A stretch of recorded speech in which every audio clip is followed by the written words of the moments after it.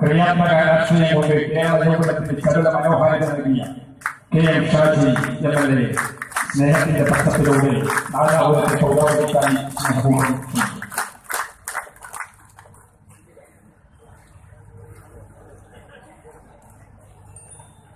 സദസ്സിനേക്കാൾ കർമ്മം കൊണ്ട് പ്രൗഢമായ ഒരു ചടങ്ങിലാണ് സംസാരിക്കാൻ അവസരം ലഭിച്ചത് എന്നതിൽ എനിക്കതിയായ സന്തോഷമുണ്ട്. കാരുണ്യ പ്രവർത്തനങ്ങളെ ജീവിതത്തിലെ ലക്ഷ്യമായി സ്വീകരിക്കുകയും കർമ്മങ്ങൾ കൊണ്ട് ആ ലക്ഷ്യത്തെ ധന്യമാക്കുകയും ചെയ്ത ഒരു മഹാചരിത്രമാണ് മുസ്ലിം ലീഗ് രാഷ്ട്രീയത്തിന്റെ ചരിത്രം. ആ ചരിത്രത്തിന് ശക്തമായ ഊടും പാവും നൽകുകയാണ് 25 സ്വപ്നങ്ങൾക്ക്, 25 വീടുകൾക്കല്ല, 25 സ്വപ്നങ്ങൾക്ക് യാഥാർത്ഥ്യം ചാർത്തി കൊടുത്തുകൊണ്ട് അബുദാബി KMCC നിർവഹിക്കുന്നത്. നാദാപുരത്തെ മുസ്ലിം ലീഗ് പാർട്ടിയുടെ നേതൃത്വത്തോടുകൂടിയും അവരുടെ കർമ്മപദങ്ങളിൽ തങ്ങളുടെ പിൻബലം ചേർത്തുവെച്ചുമാണ് മഹാമനസ്കരായ ഒരുപാട് ആളുകളുടെ പിന്തുണയോടുകൂടി ഉത്തരവാദിത്വം അവർ നിർവഹിച്ചിട്ടുള്ളത്. ലോകത്ത് മനുഷ്യരെ തമ്മിൽ യോജിപ്പിക്കുന്ന ഒരുപാട് ഘടകങ്ങളുണ്ട്. എല്ലാ മതങ്ങൾക്കിടയിലും വിശ്വാസങ്ങൾക്കിടയിലുമുള്ള മാനുഷികതയുടെ ഒരു വലിയ പ്രതലമുണ്ട്. മതമെന്ന് പറയുന്നത് അവനവന്റെ ജീവിതത്തിനകത്ത് അവൻ നിർവഹിച്ചു തീർക്കേണ്ടുന്ന, അവൻ വ്യക്തിപരമായി നിർവഹിക്കേണ്ടുന്ന അവന്റെ മാത്രം കർമ്മങ്ങളാണെങ്കിൽ, മതത്തിന്റെ ആചാരങ്ങൾ അത് മാത്രമാണെങ്കിൽ, മതം അവനെ ഏൽപ്പിച്ച ഉത്തരവാദിത്വം അവന്റെ ചുറ്റുപാടുകളിൽ മുഴുവനുമുള്ള സങ്കടങ്ങളെയും സന്തോഷങ്ങളെയും അവന്റേതായി കൂടെ കാണുക എന്നുള്ള ദൗത്യമാണ്. പക്ഷെ പുതിയ കാലത്ത് അങ്ങനെയല്ല പലപ്പോഴും വിശ്വാസങ്ങളും മതവും ഒക്കെ തന്നെ നിൽക്കുന്നത്. ഞാൻ പലപ്പോഴും പറയാറുണ്ട്, നമ്മുടെ നാട്ടിലെ ഏറ്റവും വലിയ തട്ടിപ്പെന്ന് പറയുന്നത് മതസൗഹാർദ്ദ സമ്മേളനങ്ങളാണ്. മതസൗഹാർദ്ദം എന്ന് പറയുന്ന വാചകം പോലും അസംബന്ധമാണ്. മതങ്ങൾ തമ്മിൽ എങ്ങനെയാണ് സൗഹൃദം ഉണ്ടാവുക എന്ന് എനിക്ക് ഇപ്പോഴും മനസ്സിലായിട്ടില്ല. നമ്മുടെ നാട്ടിലെ ഉറൂസുകളിലും പള്ളിപ്പെരുന്നാളിനും അമ്പലത്തിലെ ഉത്സവത്തിനുമൊക്കെ നാട്ടില് മതസൗഹാർദ്ദ സമ്മേളനങ്ങൾ നടക്കാറുണ്ട്. ആരാണ് അതിൽ കാര്യമായിട്ട് പങ്കെടുക്കുക? ഓരോ മതവിഭാഗത്തിലെയും പുരോഹിതന്മാരെ കൊണ്ടുവരും. ഇസ്ലാമിക രീതികളിൽ അതിന്റെ വേഷങ്ങളിൽ ഒരാൾ, ഒരു പള്ളിപ്പാതിരിയുടെ വേഷഭൂഷാദികളിൽ ഒരാൾ, അമ്പലത്തിലെ പൂജാരിയുടെ വേഷഭൂഷാദികളിൽ ഒരാൾ, ഇവര് തമ്മിൽ ചേർന്ന് കെട്ടിപ്പിടിച്ച് നമ്മൾ തമ്മിൽ കുഴപ്പമൊന്നുമില്ല എന്ന് പറയുന്നതാണ് മതസൗഹാർദ്ദ സമ്മേളനം. സത്യത്തിൽ ലോകത്തിൽ ഇതുവരെ ഒരു പൂജാരി ഒരു പള്ളിയെ ഉസ്താദിനെ അടിച്ചിട്ടില്ല, ഒരു ഉസ്താദും പള്ളിയെ തന്നെ അടിച്ചിട്ടില്ല. അടിയൊക്കെ താഴെയാണ് നടക്കുന്നത്. സൗഹൃദം ഉണ്ടാവേണ്ടത് താഴെയാണ്. ഒന്ന്. രണ്ടാമത്തെ കാര്യമോ, മതങ്ങൾ തമ്മിൽ സൗഹൃദം എന്ന് പറയുന്നതേ അസംബന്ധമാണ്. ഇസ്ലാം എങ്ങനെയാണ്? ലാ എന്ന് തുടങ്ങുകയാണ്, നിഷേധത്തോടു കൂടിയാണ്.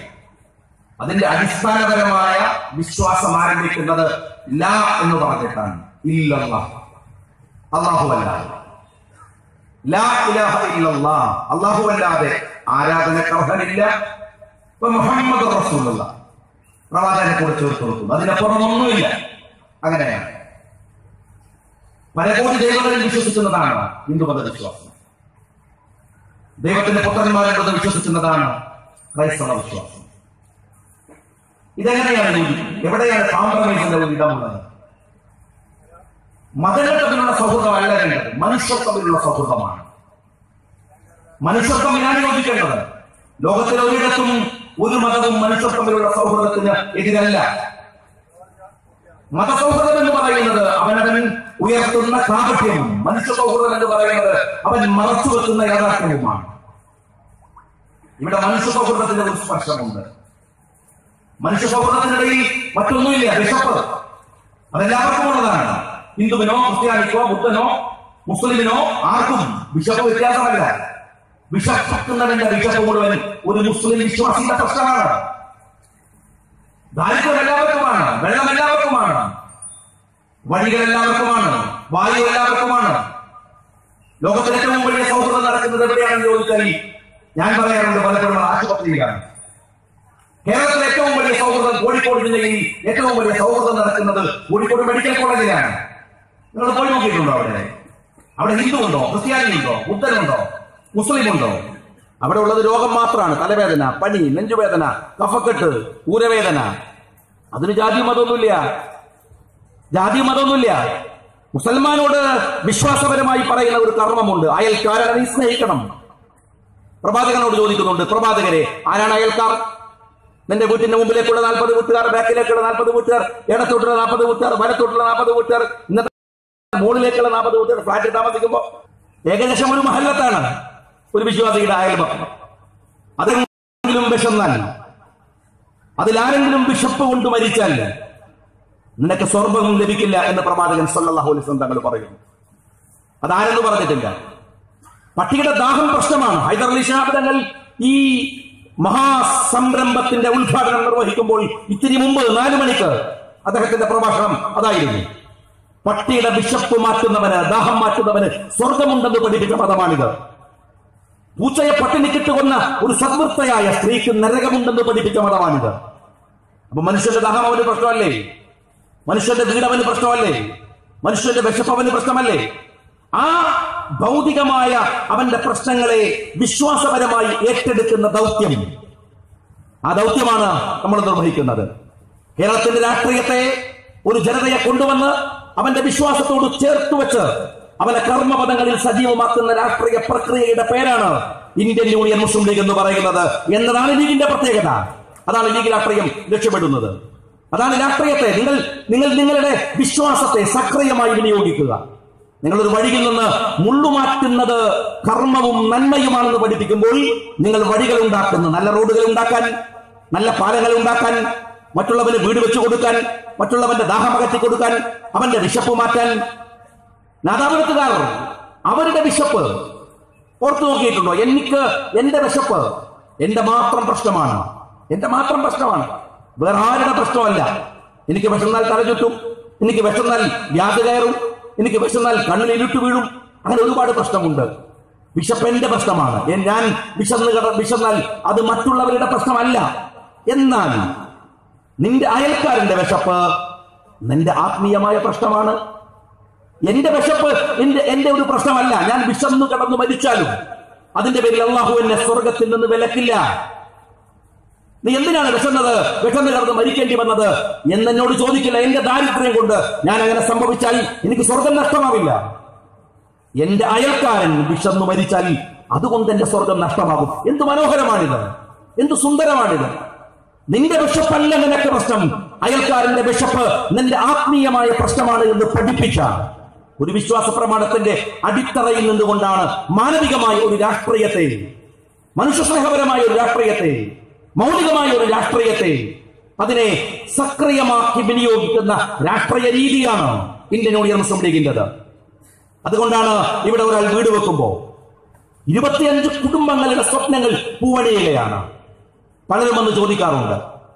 നിങ്ങൾ ഓർക്കുക, ഒരു ജനപ്രതിനിധി എന്ന നിലക്ക് സൂചിപ്പിക്കപ്പെട്ടിട്ടുണ്ട്, മംഗളത്ത് ഇവിടെയുണ്ട്, എത്രയോ ആളുകൾ വേദിയിലുണ്ട്, പഞ്ചായത്ത് ബോർഡ് പ്രസിഡന്റ് ഉണ്ട്, നിരവധി ആളുകൾ വേദിയിലുണ്ട്. ആരൊക്കെ വന്ന് സമീപിക്കും? ഒരു വീടില്ല എന്ന് പറഞ്ഞിട്ട് സങ്കടപ്പെട്ടു വന്ന് സംസാരിച്ച് തുടങ്ങുമ്പോൾ അവരിങ്ങനെ പറയും, ഭാര്യയും മക്കളെയും കെട്ടിപ്പിടിച്ചാണ് ഞാൻ ആ ചെറിയ കൂരയിൽ കിടക്കുന്നത്. മകൾക്ക് പ്രായം വർദ്ധിച്ചു വരികയാണ്. അവർ ആ പറയുന്ന സമയത്ത് അയാളുടെ കണ്ണുകളിൽ ആദ്യം നിറയുന്നത് കാണാം. പെട്ടെന്ന് സംസാരിച്ചു കൊണ്ടിരിക്കുമ്പോൾ മനോഫലമുള്ള ഒരാൾ കണ്ണിൽ നിന്ന് കണ്ണുനീരിങ്ങനെ അടർന്നു വീടുന്നത് കാണാം. പിന്നെ സംസാരിക്കാൻ കഴിയില്ല, വിങ്ങിപ്പൊട്ടി തിരിച്ചു പോകും. ഞാൻ പലരോടും ചോദിക്കാറുണ്ട്, നിങ്ങൾക്ക് വീട് വെക്കാൻ എത്ര സെന്റ് ഭൂമിയുണ്ട്? അപ്പോൾ ചിലപ്പോ പറയും, എനിക്ക് ഒരു 10 സെന്റ്, ഒരു 2 സെന്റ് ഭൂമി പോലുമില്ല. 2 സെന്റ് ഭൂമിയില്ലാത്തവൻ ഈ രാജ്യത്തിന്റെ തെരുവുകളിൽ ഇങ്ങനെ നിറഞ്ഞു കിടക്കുമ്പോ സർക്കാരിന്റെ ഭൂമികളിൽ പാർട്ടി ഓഫീസുകളും മണിമന്ദിരങ്ങളും ഉണ്ടാക്കുന്നവൻ നമ്മുടെ രാജ്യത്തുണ്ട് എന്നതിന്റെ വിരോധാഭാസം വേറെ കിടക്കുകയാണ്. ഓർക്കണം നിങ്ങൾ, എത്ര പാവങ്ങൾ നമ്മുടെ നാട്ടിലുണ്ട്. അവന്റെ കണ്ണുനീര് കാണുന്ന ഒരു രാഷ്ട്രീയമാണ് നിങ്ങൾ കാണുന്നത്. അവന്റെ കണ്ണുനീര് കാണുന്ന ഒരു രാഷ്ട്രീയം. അവന് കൈകൾ ചേർത്ത് വെച്ച് അവന് ഒരു കോൺക്രീറ്റ് മന്ദിരം ഉണ്ടാക്കുന്ന ഒരു രാഷ്ട്രീയം. മുസ്ലിം ലീഗിന്റെ രാഷ്ട്രീയം അതാണ്. രാഷ്ട്രീയം അങ്ങനെയാവട്ടെ, അങ്ങനെ തമ്മിൽ മത്സരം ഉണ്ടാവട്ടെ. അങ്ങനെ മത്സരം ഉണ്ടാവേണ്ടത് ഒരുത്തനെ ഒരു വെട്ടുവെട്ടി, അതുകൊണ്ട് പകരം 2 വെട്ടു. ഒരുത്തനെ കൊന്നു, പകരം 2 പേരെ തിരിച്ചു കൊന്നു. ലീഗിനോട് മത്സരിക്കരുത്. വെട്ടാനും കുത്താനുമല്ല. ഞങ്ങളെല്ലാം 25 ബൈക്ക് ഹമ്മ കൊടുത്തിരിക്കുന്നു നേതാക്കളൊക്കെ. മുസ്ലിം ലീഗിനോട് മത്സരിക്കാൻ ഇവിടുത്തെ രാഷ്ട്രീയ പാർട്ടികൾ ആൺകുട്ടികൾ ഉണ്ടെങ്കിൽ 26 വീടുണ്ടാക്കി മറ്റുള്ളവർക്ക് കൊടുത്ത് നിങ്ങൾ വെല്ലുവിളിച്ചിട്ട് ഞങ്ങൾ മുട്ടുമടക്കി താഴെ നിൽക്കില്ല. നിങ്ങൾ 26 വീട് കൊടുത്താൽ നിങ്ങളെ വന്ന് കൈ തന്ന് നിങ്ങൾക്ക് അഭിനന്ദനം അറിയിക്കും. അതിന്റെ പേര് ഇന്ത്യൻ യൂണിയൻ മുസ്ലിം ലീഗ് എന്നാണ്. ഞങ്ങൾ അത് ചെയ്തിരിക്കും. ഞങ്ങൾ കുടിവെള്ളം കൊടുക്കുന്നു രാജ്യത്തിന്റെ തെരുവുകളിൽ ഒരുപാട് പേർക്ക്. നിങ്ങൾ കൊടുക്ക്, ഞങ്ങൾ 10 പേർക്ക് കൊടുത്തു, നിങ്ങൾ 20 പേർക്ക് കൊടുക്ക്. ഞങ്ങൾ ഒരുപാട് കുടുംബങ്ങളിൽ അരി വിതരണം ചെയ്യുന്നു. 100 കുടുംബങ്ങളിൽ അരി വിതരണം ചെയ്യുമ്പോൾ ഞങ്ങളോട് ദേഷ്യം പിടിച്ചിട്ട് ഈ പണ്ടാരൻ ലീഗുകാരൻ തകരട്ടെ എന്ന് കരുതി നിങ്ങളൊരു 200 പേർക്ക് കൊടുക്ക്. അല്ലാതെ വെട്ടിന്റെയും കുത്തിന്റെയും കണക്ക് വെച്ച് രാജ്യത്ത് രാഷ്ട്രീയ പ്രവർത്തനം നടത്തുന്നവർ ഇത് ചിന്തിക്കുകയാണ്, ക്രിയാത്മകമായി ചിന്തിക്കുകയാണ്. അങ്ങനെ ഒരു രാഷ്ട്രീയം രാജ്യത്ത് വളർന്നു വരികയാണ് നമ്മുടെ രാജ്യത്ത് ഉണ്ടാവേണ്ടത് എന്ന് ലീഗ് ആഗ്രഹിക്കുന്നു. അതാണ് മത്സരത്തിന്റെ മേഖല എന്ന് പറയുന്നത്. അതിനാണ് മത്സരം എന്ന് പറയുന്നത്, അതിനപ്പുറമല്ല. അതാണല്ലോ മുസ്ലിം ലീഗിന്റെ രാഷ്ട്രീയ പ്രവർത്തനത്തെ ഞങ്ങൾ മലപ്പുറത്തിന്റെ തെരഞ്ഞെടുപ്പിൽ നിന്ന് നിങ്ങൾ ആലോചിക്കണം. പി.കെ. കുഞ്ഞാലിക്കുട്ടി സാഹിബ് ഇവിടെ വന്ന് അധികം സമയം കളയാതെ തിരിച്ചുപോയി. വേങ്ങരയിൽ ഒരു പരിപാടി ആളുകൾ കാത്തു നിൽക്കുന്നുണ്ട്. ഒരു വലിയ ജയം. ഫാഷിസത്തെ മതേതര പോരാട്ടത്തിന്റെ മുമ്പിൽ ഫാഷിസത്തെ മുട്ടുമടക്കിയിട്ടാണ് ഞങ്ങൾ മലപ്പുറത്തിന്റെ മുന്നിൽ തോൽപ്പിച്ചത്. ഫാഷിസം ഞങ്ങളുടെ മുമ്പിൽ മുട്ടുപറച്ചു നിന്നു. ആ തെരഞ്ഞെടുപ്പ് രാഷ്ട്രീയത്തിൽ ഞങ്ങൾ കൃത്യമായ രാഷ്ട്രീയം പറഞ്ഞു. ആ രാഷ്ട്രീയം എന്താണ്? ഇന്ത്യ മഹാരാജ്യം അഭിമുഖീകരിക്കുന്ന അതിഗൗരവമുള്ള ഒരു രാഷ്ട്രീയമാണ്. മലപ്പുറത്തിന്റെ രാഷ്ട്രീയം ഇന്ത്യ മുഴുക്ക ചർച്ച ചെയ്യുന്നുണ്ട്. ആരാ ചർച്ച ചെയ്യാത്തത്? ആരാ കുറ്റു ചെയ്യാത്തത്? എന്തുകൊണ്ടാണ് ചർച്ചയാവുന്നത്? ചർച്ചയാവുന്നത് ഇന്ത്യ അഭിമുഖീകരിക്കുന്ന അപകടകരമായ പ്രശ്നത്തെയാണ് ഞങ്ങൾ മലപ്പുറത്ത് അഡ്രസ് ചെയ്തത്. ഞങ്ങൾ യു.പിയിൽ ജയിച്ചു. യു.പിയിലെ രാഷ്ട്രീയത്തിൽ ഫാഷിസത്തിന്റെ സ്വഭാവമുണ്ട് എന്ന ചർച്ചകൾ നടക്കുന്നുണ്ട്. മധ്യപ്രദേശ് തെരഞ്ഞെടുപ്പില് അവിടുത്തെ ചീഫ് ഇലക്ടറൽ ഓഫീസറാണ് പറഞ്ഞത്, ഏത് ഭാഗത്ത് കുത്തിയാലും വോട്ട് പോയി വീഴുന്നത് താമരയിലാണ്. നിസ്സാരമായ ഒരു പ്രശ്നമല്ല. BBC അത് റിപ്പോർട്ട് ചെയ്തു. 4 തവണയാണ് BBC-യിൽ ഇതുമായി ബന്ധപ്പെട്ട സ്റ്റോറി വന്നത്. വലിയ ചർച്ചകൾ ഉണ്ടായില്ല. എല്ലാവരും പറഞ്ഞു അങ്ങനെയെങ്കിൽ മലപ്പുറം നടക്കണ്ടേ? മലപ്പുറം സാധ്യമല്ല. മലപ്പുറം എന്തഭിപ്രായ വ്യത്യാസങ്ങൾ നമ്മൾ ആരോട് പറഞ്ഞാലും കേരളത്തിന്റെ മണ്ണിൽ ഒരു രാഷ്ട്രീയമുണ്ട്. ആ രാഷ്ട്രീയത്തിൽ കണ്ണു തുറന്നു നിൽക്കുന്ന രാഷ്ട്രീയ ബോധമുണ്ട്. CPM-ന്റെ രാഷ്ട്രീയ ബോധമുണ്ട്, CPI-യുടെ രാഷ്ട്രീയ ബോധമുണ്ട്, കോൺഗ്രസ് ഉണ്ട്, ലീഗുണ്ട്. ആ രാഷ്ട്രീയ ബോധത്തെ മറികടക്കാൻ മാത്രം കേരളത്തിൽ ഫാഷിസം വേരുറപ്പിച്ചിട്ടില്ല. പിന്നെ ചോദിക്കുന്നത് അതൊക്കെ നടക്കുമോ എന്നാണ്. ഫാഷിസത്തിന്റെ മുമ്പിൽ അങ്ങനെ ചോദ്യത്തിന് പ്രസക്തിയില്ല.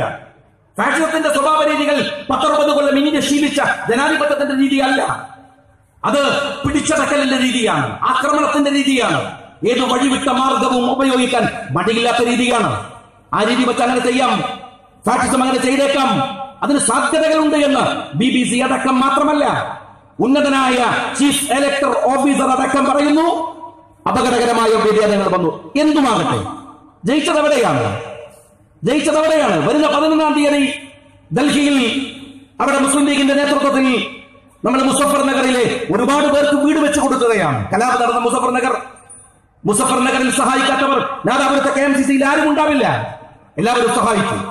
വർഗീയ കലാപം ഒരു ഗ്രാമത്തെ ചവച്ചു തുപ്പിയ പ്രദേശമാണ് മുസഫർ നഗർ. മുസ്ലിങ്ങളെ കൂട്ടമായി കൊല ചെയ്ത ഇന്ത്യ കണ്ട ഏറ്റവും ഭീകരമായ കലാപങ്ങളിൽ ഒന്ന് ആ മുസഫർ നഗർ എന്ന് പറയുന്ന കോൺസ്റ്റിറ്റ്യുവൻസി ഷാംലിയാണ്.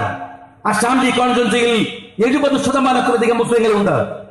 ജയിച്ചത് BJP-യുടെ MP ആണ്. എന്താണ് രാഷ്ട്രീയം? ഏതാണ് രാഷ്ട്രീയം? അവിടെയും തീരുന്നില്ല. ദൈവബന്ധ് എന്ന് പറഞ്ഞാൽ നാദാപുരത്തുകാരന്റെ രോമം എഴുന്നേൽക്കും. ദൈവബന്ധിന് ഒരു മുസ്ലിം സാംസ്കാരിക പശ്ചാത്തല പിൻബലമുണ്ട്. ദൈവബന്ധ് ഉൾക്കൊള്ളുന്ന കോൺസ്റ്റിറ്റ്യുവൻസി 80% മുസ്ലിങ്ങളുണ്ട്. ജയിച്ചത് BJP-യാണ്. ഏതാണ് രാഷ്ട്രീയം? എവിടെയാണ് രാഷ്ട്രീയം? അതിന്റെ പശ്ചാത്തലത്തിലാണ് സീതാറാം യെച്ചൂരി പറഞ്ഞത് മതേതര വോട്ടുകൾ ഭിന്നിച്ചു എന്നാണ്. മതേതര വോട്ടുകൾ ഭിന്നിച്ചു എന്ന ആശങ്കയാണ് മലപ്പുറത്ത് ഞങ്ങൾ ഉയർത്തിയത്. മതേതര വോട്ടുകൾ ഭിന്നിക്കരുത്. മതേതര വോട്ടുകൾ ജനാധിപത്യപരമായ ക്രോഡീകരണം ഉണ്ടാവണം. ആ വോട്ടുകൾ ഏകീകരിക്കണം. നിങ്ങൾ പറയുന്ന അന്ധമായ കോൺഗ്രസ് വിരോധം ഒഴിച്ചു നിർത്തി നിങ്ങൾ ഈ മതേതര ചേരിയെ കൂടെ നിൽക്കണം. മലപ്പുറത്ത് നിന്നല്ലോ, മലപ്പുറത്തെ വിശ്വാസികളിൽ നിന്നല്ലോ, മലപ്പുറത്തെ സാമാന്യതയുള്ള കമ്മ്യൂണിസ്റ്റുകാരിൽ നിന്നല്ലോ, മലപ്പുറത്ത് മതേതരത്വം ജയിക്കണമെന്ന് വിചാരിക്കുന്ന കമ്മ്യൂണിസ്റ്റ് അനുഭാവികളിൽ നിന്നല്ലോ. വെറുതെയാണ് മലപ്പുറം ജയിക്കുന്നത്. അങ്ങനെ ജയിച്ചു വരുമ്പോ ഞങ്ങൾ പറഞ്ഞു കോൺഗ്രസ് എന്ത് മനോഹരമായാണ് CPM വിമർശിക്കുന്നത്. വിമർശിച്ചോ നിങ്ങൾ കോൺഗ്രസിന് മാതൃക കാണിച്ചു കൊടുക്കുക. ഞാൻ ചോദിക്കുന്നത്, നാലാമത്തെ പഞ്ചായത്ത് കുറെ കൊല്ലം ഭരിക്കുമ്പോ ഒരു പാർട്ടിയോ ഒരു മുന്നണിയോ ഭരിക്കുമ്പോ സ്വാഭാവികമായി ചിലർ ചോദിക്കും എന്താ അങ്ങനെ? അവിടെ കുറ്റം പറയും, ഇത് ശരിയല്ലെന്ന് പറയും. നേരത്തെ കിട്ടിയ പ്രതാപത്തിൽ വോട്ടുകൾ കുറഞ്ഞത് സ്വാഭാവികമാണ്. ഒരു പഞ്ചായത്ത് പോലും ഒരു 5 തവണ തുടർച്ചയായി ഭരിച്ചാൽ ആക്ഷേപമുണ്ടാകും. ഇന്ത്യ ഒരുപാട് കാലമായി കോൺഗ്രസ് ഭരിക്കുന്നു. കോൺഗ്രസ് ഭരിക്കുന്ന ഇന്ത്യയിൽ അഭിപ്രായ വ്യത്യാസമുണ്ട് കോൺഗ്രസിനെതിരെ. ആ അഭിപ്രായ വ്യത്യാസത്തെ ഫാഷിസ്റ്റുകൾ കച്ചവടം ചെയ്യാൻ ശ്രമിച്ചപ്പോൾ യാഥാർത്ഥ്യബോധമില്ലാതെയാണ് CPM അതിന് കൂടെ പിടിച്ചു കൊടുത്തത്. നിങ്ങൾ പോയി കൂടെ പിടിച്ചു കൊടുത്തു. ഫലം എന്താണ്? കോൺഗ്രസിന് പരാജയമുണ്ടായി. നിങ്ങൾ പറഞ്ഞു BJP-യുടെ വർഗീയതയേക്കാൾ അപകടമാണ് കോൺഗ്രസിന്റെ സാമ്പത്തിക നിലപാട്. നിങ്ങൾ ഓർക്കണം, 1947 ഇന്ത്യ പറന്നു വിടുമ്പോ 3 ലോക രാജ്യങ്ങളുടെ ഏറ്റവും പിറകിലാണ്. 2017 ഇന്ത്യയുടെ തലപ്പത്ത് കയറിയിരിക്കുന്ന നരേന്ദ്രമോദി റിലയൻസ് തയ്ച്ചു കൊടുത്ത കോട്ടുമിട്ട് ബണ്ണിന്റെ മുകളിൽ മുന്തിരി വെച്ച മാതിരി ഇന്ത്യയുടെ മുകളിൽ ഇരിക്കുന്ന ഈ പ്രധാനമന്ത്രി ഉണ്ടല്ലോ, അയാളുടെ ഭാവം കണ്ടാൽ കരുതുന്നത് ഇന്നലെ അയാൾ ഉണ്ടാക്കിയതാണ് ഇന്ത്യ എന്നാണ്. എന്നാൽ മിസ്റ്റർ മോഡി 47 3 ലോക രാജ്യങ്ങളുടെ പിറകിലുള്ള ഇന്ത്യ 2017 3 ലോക രാജ്യങ്ങളുടെ മുമ്പിലാണ്. 47 ലോകത്തെ ഏറ്റവും പിന്നിൽ നിൽക്കുന്ന സാമ്പത്തിക രാജ്യമാണ് ഇന്ത്യയെങ്കിൽ 2017 ഇന്ത്യയിലെ ഏറ്റവും മികച്ചു നിൽക്കുന്ന 10 രാജ്യമെടുത്താൽ അതിലൊന്ന് ഇന്ത്യയാണ്. സായുധ ശക്തിയിൽ ഇന്ത്യയിലെ 5 രാജ്യങ്ങളിലൊന്ന്, ലോകത്തെ 5 രാജ്യങ്ങളിലൊന്ന് ഇന്ത്യയാണ്. 1947 ഇന്ത്യയിലെ ജനസംഖ്യ 35 കോടിയാണ്. 2017 125 കോടിയാണ്. അന്നത്തെ സാക്ഷരത 12%, ഇന്നത്തെ സാക്ഷരത 76%. ഇന്ത്യ ഒരുപാട് വളർന്നു. ഒരുപാട്. നിങ്ങൾ ആക്ഷേപങ്ങൾ ഉന്നയിക്കാൻ നിങ്ങൾക്ക് പോലും ജനാധിപത്യപരമായ പ്രാണി നൽകിയത് ഇന്ത്യയാണ്. ആ ഇന്ത്യയെ ഉയർത്തിക്കൊണ്ടുവരുന്നതിൽ വലിയ പങ്ക് വഹിച്ച കോൺഗ്രസിനെ നിങ്ങൾ ആക്ഷേപിച്ച് മൂലക്കിരുത്തിയപ്പോ ആരാ വളർന്നു വന്നത്? ജവഹർലാൽ നെഹ്റുവിനോട് രാഷ്ട്രീയം പറയാൻ ധൈര്യമുണ്ടായിരുന്ന AKജിയുടെ പാർട്ടി എവിടെ പോയി? നിങ്ങൾ പറയാണ് കോൺഗ്രസ് ഇന്ത്യ ഭരിച്ച് ഉഷാറാക്കണം. എങ്ങനെയാണ് ഉഷാറാക്കേണ്ടത്? നീ ഒരു മാതൃക കാണിക്കുക. ഒരു പഞ്ചായത്ത് ബോർഡ് നേരെ ഭരിച്ചിട്ട് ആ കോൺഗ്രസ്സുകാരോട് പറയും ഇതുപോലെ നിങ്ങൾ ഇന്ത്യ ഭരിക്കുക. അങ്ങനെ ഭരിച്ചിട്ടുണ്ടോ? നിങ്ങൾ ഒരു സംസ്ഥാനം നേരെ നിങ്ങൾ ഭരിച്ചിട്ടുണ്ടോ? 35 കൊല്ലം നിങ്ങൾ ഭരിച്ച ബംഗാളിൽ നിങ്ങൾ 3ാം സ്ഥാനത്താണ്. എന്നിട്ട് കോൺഗ്രസിനെ ആക്ഷേപിച്ചിട്ട് ചീത്ത വിളിച്ച് നടന്നിട്ട് അവസാനം സീതാറാം യെച്ചൂരി പെട്ടിയും തൂക്കിയിട്ട് രാജ്യസഭയിൽ പോകാൻ ഇന്ത്യൻ നാഷണൽ കോൺഗ്രസിന്റെ ഓഫീസിന്റെ വാതിൽ മുട്ടുമ്പോ ഇവിടുത്തെ കോൺഗ്രസ്സുകാരന് എന്താണ് പറയാനുള്ളത്? ഞാൻ ചോദിക്കുന്നത്, സീതാറാം യെച്ചൂരി പാർലമെന്റിന്റെ അകം കാണണമെങ്കിൽ ഇന്ത്യൻ നാഷണൽ കോൺഗ്രസിന്റെ വോട്ട് വേണം. നിങ്ങൾ ലീഗിനോട് ചോദിച്ചില്ലേ? ലീഗ് രാഷ്ട്രീയ പാർട്ടിക്ക് അറിയാം, ഞങ്ങളെ വലിപ്പറിയാം, സംഗതി ഈ നഗരയിൽ വലിയ ആൾക്കൂട്ടമുണ്ട് എന്ന് കരുതി വടയിടാൻ പാടുണ്ടോ? വെറുതെ വടയിടാൻ പാടുണ്ടോ? യാഥാർത്ഥ്യബോധം വേണ്ടി പറയുമ്പോ മുസ്ലിം ലീഗിന്റെ വലിപ്പം ഞങ്ങൾക്കറിയാം, അതിന്റെ സ്വാധീനങ്ങൾ ഞങ്ങൾക്കറിയാം. ആ മേഖലയിൽ നിന്നുകൊണ്ട് ഈ രാഷ്ട്രീയത്തെ ഇന്ത്യൻ ജനാധിപത്യത്തിലേക്ക് ഒരു മുന്നേറ്റം നടത്താൻ ഞങ്ങൾ എന്ത് കോൺട്രിബ്യൂട്ട് ചെയ്യണം? അതാ ലീഗ് ആലോചിക്കുന്നത്, അതാ ഞങ്ങൾ പരിശോധിക്കുന്നത്. എന്നിട്ട് നിങ്ങളോ? ഇവിടെ ഒരു വിദ്വാനുണ്ട്, CPM-ന്റെ തലതൊട്ടപ്പനായ മഹാരാജാവ്, ആരെ സഖാവ് പിണറായി. മൂപ്പര് പോയിട്ട് എന്താണ് നമ്മൾ ആപ്പുമായി ആലോചിക്കുകയാണ്.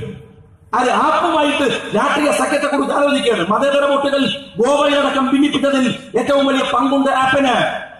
ആപ്പുമായിട്ട് ആലോചന. ഇയാൾ ഈ ആപ്പുമായി ആലോചിക്കുമ്പോ ഈ പറയുന്ന പാർട്ടിയുടെ ഓൾ ഇന്ത്യ സെക്രട്ടറി കോൺഗ്രസിന്റെ ആഫീസിന്റെ മുമ്പിൽ വോട്ടും ചോദിച്ചു നിൽക്കുകയാണെന്ന ബോധം ഈ സാധനം ഉണ്ടോ എന്ന് എനിക്കറിയില്ല.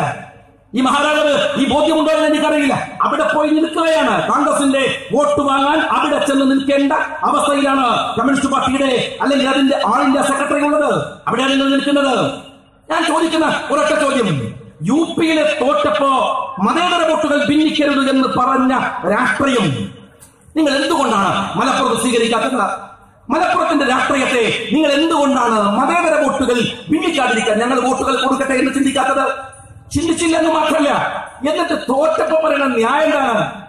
മലപ്പുറത്തിന്റെ ഉള്ളടക്കം വർഗീയമാണ്.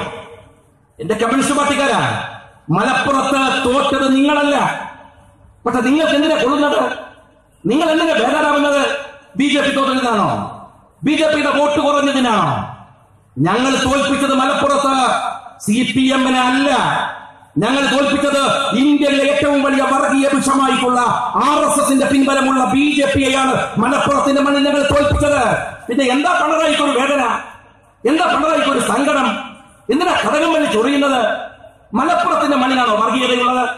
ഞാൻ ആരാപുരത്തിൽ നിന്നല്ലേ സംസാരിക്കുന്നത്. ഇവിടുത്തെ ഒരു കമ്മ്യൂണിസ്റ്റ് നേതാവിനെയും കമ്മ്യൂണിസ്റ്റുകാരനെയും എടുത്ത് അവന്റെയൊക്കെ ഉള്ളിലുള്ള വർഗീയ വിഷം വെച്ച് നോക്കിയാൽ ഏത് BJP-കാരനാണോ നീ കാണിക്കുന്ന പോലെ വൃത്തികേട് കാണിച്ച് ഇവിടുത്തെ രാഷ്ട്രീയത്തിൽ കളിക്കുന്നത്?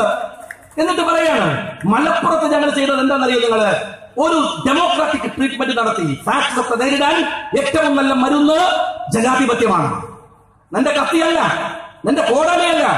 ഞാൻ കണ്ണൂരിലെ MLA ആണ്.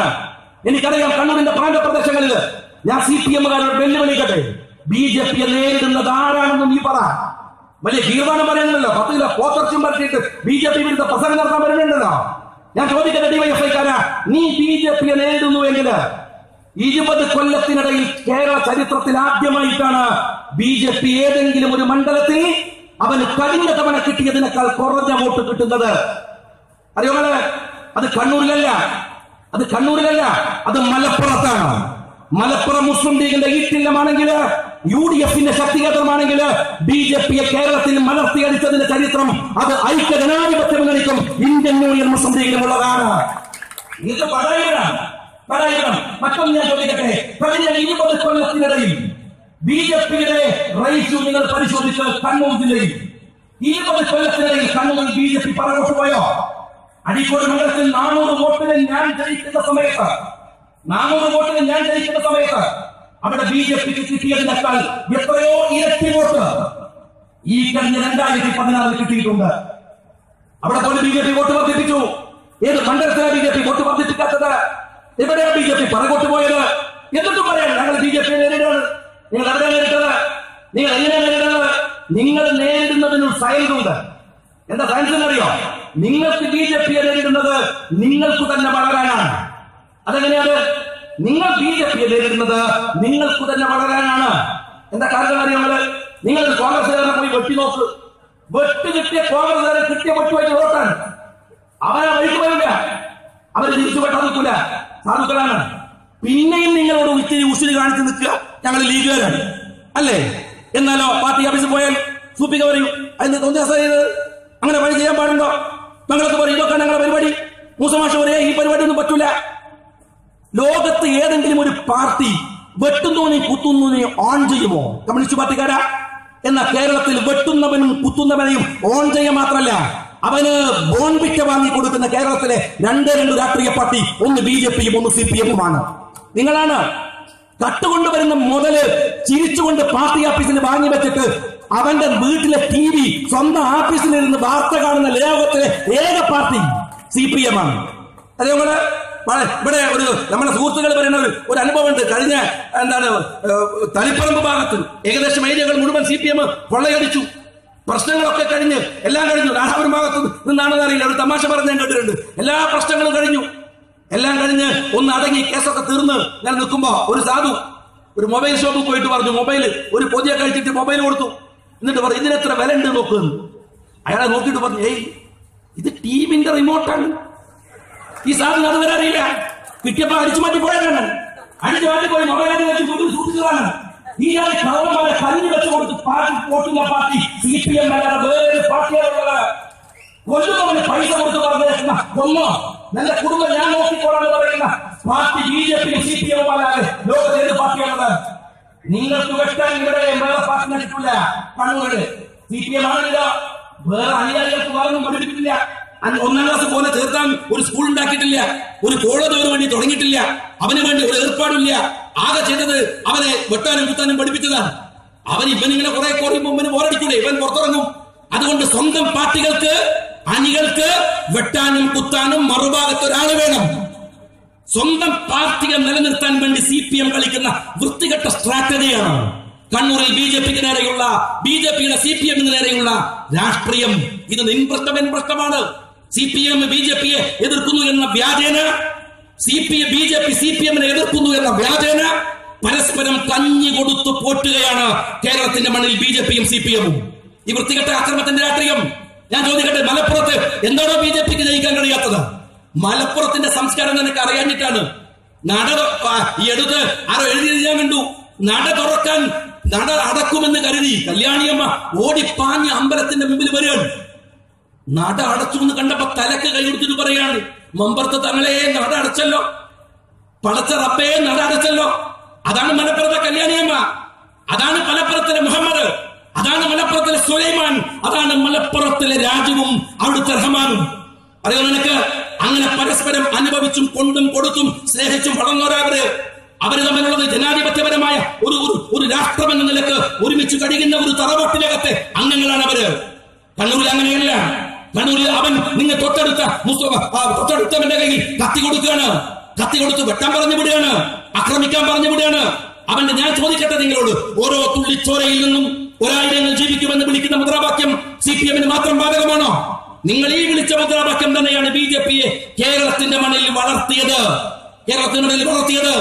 അവരെ നിങ്ങൾ കൊന്നുതള്ളിയ ഓരോ തുള്ളി ചോരയിൽ നിന്നും കണ്ണൂരിന്റെ തലശ്ശേരിയുടെ ഭാഗത്ത്, കണ്ണൂരിന്റെ പ്രാന്തഭാഗങ്ങളിൽ BJP വളർന്നു, അവൻ ശക്തി പ്രാപിച്ചു. എന്നിട്ട് നിങ്ങൾ പറയുകയാണ് തിരുവനന്തപുരത്ത് കടകംപള്ളി സുരേന്ദ്രൻ എന്താണ് മലപ്പുറത്തിന്റെ മണ്ണിലെ അവിടുത്തെ ഉള്ളടക്കം വർഗീയമാണെന്ന് പറയുന്ന കടകംപള്ളി സുരേന്ദ്രൻ. ഞാൻ ചോദിക്കട്ടെ, സുരേന്ദ്രൻ ജയിച്ചു വന്ന തിരുവനന്തപുരത്ത് ഭൂരിപക്ഷം ഹിന്ദുക്കളാവുന്നു എന്നതുകൊണ്ട് അവിടെ വർഗീയതയുണ്ടെന്നാണോ ഞങ്ങൾ പറയേണ്ടത്? പ്രിയപ്പെട്ട കടകംപള്ളി, ഞാൻ നിങ്ങളോട് ചോദിക്കട്ടെ, വർഗീയതയാന്ന് മൂക്കിൽ വലിച്ചു കളയാൻ കമ്മ്യൂണിസവും നടക്കലേ നിങ്ങള്? എങ്കിൽ ഞാൻ ചോദിക്കുന്നത്, നിങ്ങളുടെ തിരുവനന്തപുരത്ത് നിന്ന് രാജഗോപാൽ ജയിച്ചു വന്നത് എങ്ങനെയാണ്? നിങ്ങൾ പറയൂ, കോൺഗ്രസിന്റെ വീക്കാണ്, ലീഗിന്റെ വീക്കാണ്, UDF പിറകിലായി എന്നാണ്. ഞങ്ങൾ പാവം, ഞങ്ങൾ പിറകിലായി. നിങ്ങൾ ജയിച്ചതോ? നിങ്ങൾ തോറ്റതോ? അങ്ങനെയെങ്കിൽ അപ്പൊ നിങ്ങൾ ഉടനെ പറയും BJP ജയിച്ചില്ലേ, നിങ്ങൾ വോട്ട് ചെയ്തിട്ട് 3ാം സ്ഥാനത്ത് പോയത്. എന്നാൽ അതാണോ വാസ്തവം? എങ്കിൽ ഞാൻ ചോദിക്കട്ടെ, അങ്ങ് മഞ്ചേശ്വരത്ത് റസാഖ് മത്സരിക്കുന്നത് UDFന്റെ ബാനറിലല്ലേ? 2ാം സ്ഥാനത്ത് 100 വോട്ടിന്റെ വ്യത്യാസവുമായി നിൽക്കുന്നത് BJP ആണല്ലോ. നിങ്ങൾ 3ാം സ്ഥാനത്താണ്. നിങ്ങൾ BJPക്ക് വോട്ട് ചെയ്തോ?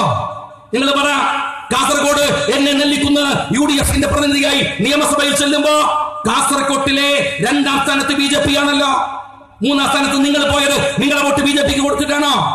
ഷാഫി അങ്ങ് പാലക്കാട് നിന്ന് ജയിച്ച് നിയമസഭയിലേക്ക് പോകുമ്പോ 2ാം സ്ഥാനത്ത് BJP ആണല്ലോ.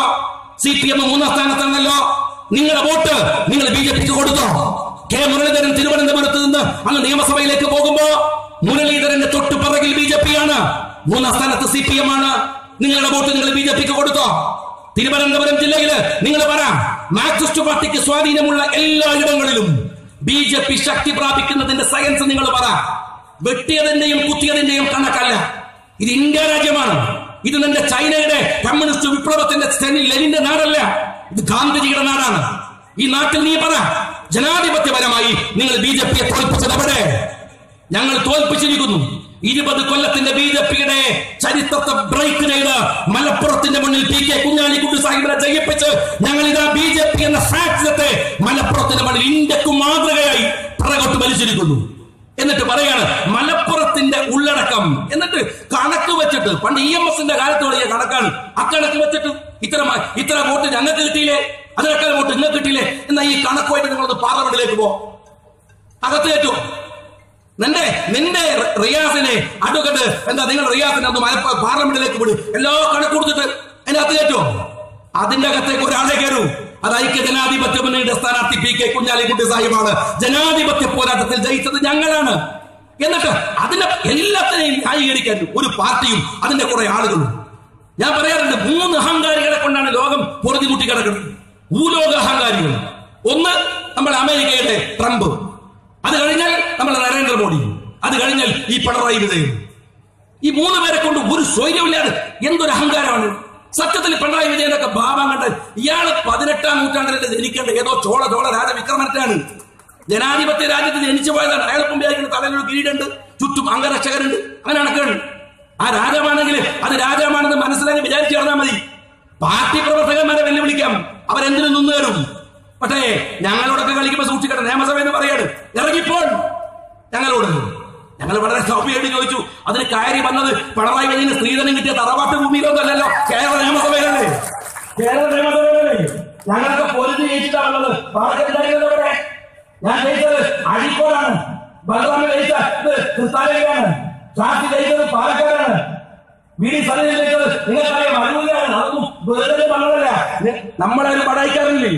എന്താണ് മഹിലയുടെ വിഷയം വന്നപ്പോ വലിയ വടായി പറഞ്ഞിരുന്ന എന്താണ് ഷംസീർ ഒരു ദിവസം നിയമസഭയിൽ പറയും, ഞങ്ങൾ ചോരച്ചാലുകൾ. ഞാൻ പറഞ്ഞ ഏത് ചോരച്ചാലാണോ? നേതാക്കന്മാരുടെ പെട്ടി താങ്ങിയിട്ട് 25,000 വോട്ടിന് ജയിക്കുന്ന തലശ്ശേരിയിൽ നിന്നിട്ട് ജയിച്ചു പോടാ, നീയാണോ ചോരച്ചാല് നീന്തിയത്? ചോരച്ചാല് പോയിട്ട് ഓവുചാല് നീന്തി കടന്നിട്ടില്ല ഈ പറയുന്ന ഡിവൈഎഫ്ഐക്കാരൻ. ചോരച്ചാല് ഞങ്ങളാണോ നേടിയത്? 27,000 വോട്ടിന് നിങ്ങൾ ജയിക്കുന്ന മണ്ഡലത്തിൽ വന്നിട്ട് ആൺകുട്ടികളെ പോലെ പൊരുതിയിട്ട് നിയമസഭയിലേക്ക് പോയിട്ടുണ്ട് ഞങ്ങള്. ഞങ്ങളോട് പറയാണ്, വെല്ലുവിളിക്കുമ്പോ പിണറായി വിജയൻ പാർട്ടി അണികളോട് മതി. നിങ്ങളെ കാണുമ്പോ മുട്ടുപറച്ച് മുണ്ടിൽ മൂത്രമൊഴിക്കുന്ന സഖാക്കൾ ഉണ്ടാകും. ആ കൂട്ടത്തില് ഞങ്ങൾ ആൺകുട്ടികളെ കണക്കിൽ പെടുത്തരുത് മിസ്റ്റർ പിണറായി വിജയൻ. വിരൽ ചൂണ്ടരുത്, മഹാരാജാവിനോട് വിരൽ ചൂണ്ടരുത്. ഇയാൾ ആര്? ഇതാ നിയമസഭ തുടങ്ങാണ് 25-ാം തീയതി. ഞങ്ങളുടെ വിരലുകൾ നിങ്ങളുടെ മുഖത്തേക്ക് ചൂണ്ടി ഞങ്ങൾക്ക് പലതും ചോദിക്കാനുണ്ട്. 1000 തവണ ചൂണ്ടും, 1000 തവണ. തെറ്റിദ്ധരിക്കരുത് മിസ്റ്റർ പിണറായി വിജയൻ, തെറ്റിദ്ധരിക്കരുത്. ഞങ്ങൾ ചൂണ്ടും. ജനാധിപത്യത്തിന്റെ വിരലുകൾ പിണറായിയുടെ മുഖത്തേക്ക് ചൂണ്ടിക്കൊണ്ടേയിരിക്കും. നിങ്ങൾ രാഷ്ട്രീയം പറയരുത്. ഞാൻ നിങ്ങളോട് പറയട്ടെ, നിങ്ങൾക്ക് എന്തു രാഷ്ട്രീയ പറയാനുള്ളത്? ഒരു ഇങ്ങനെ ഒരു അഹങ്കാരവും ഒരു തന്നെ പുറത്ത് നടക്കുന്ന ഒരു മനുഷ്യൻ ആരോടും എല്ലാവരോടും എന്തൊരു. ഈ അടുത്ത് ഞാൻ ആലുവ ഗസ്റ്റ് ഹൗസിൽ പോയി. ഗസ്റ്റ് ഹൗസിൽ ചെന്നപ്പോൾ അവിടെ ഉദ്യോഗസ്ഥന്മാരൊക്കെ എന്നെ കാണാൻ വന്നിട്ട് എന്നോട് പറഞ്ഞു, സാർ എന്തൊരു കഷ്ടമാണ്. ഞങ്ങൾ ഈ ആലുവ ഗസ്റ്റ് ഹൗസിൽ ഇവിടെ പിണറായി വിജയൻ വന്നിരുന്നു.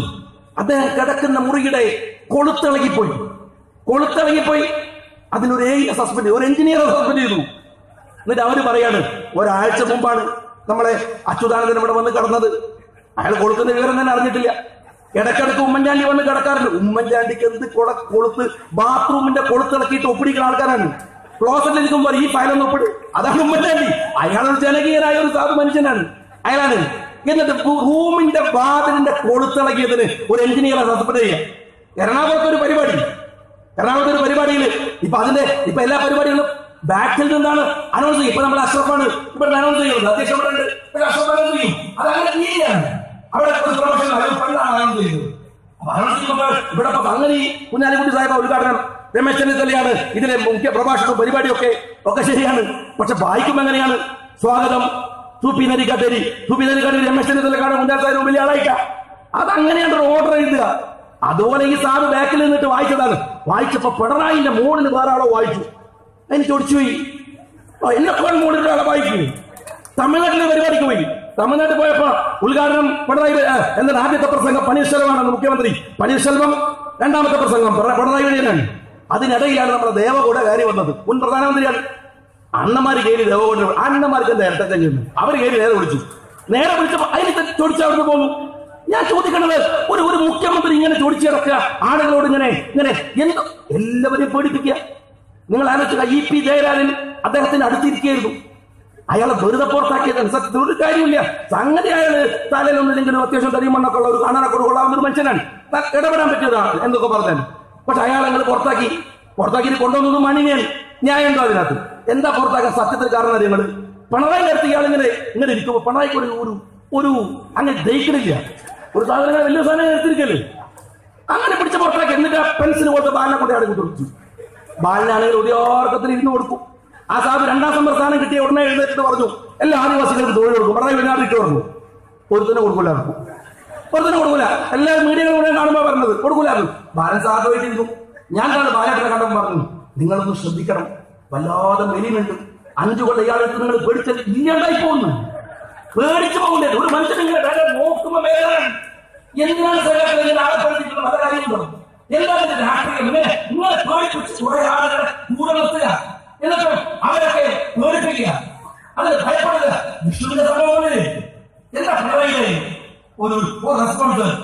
നിങ്ങൾ പറയുന്നത് ജിഷു എന്ന് പറയുന്നത് ഞങ്ങളാരുമല്ല, ഒരു കമ്മ്യൂണിസ്റ്റുകാരനാണ്, ഒരു SFIക്കാരനാണ്. അവരുടെ അമ്മയോട് നിങ്ങൾ കാണിച്ചത് എന്താണ്?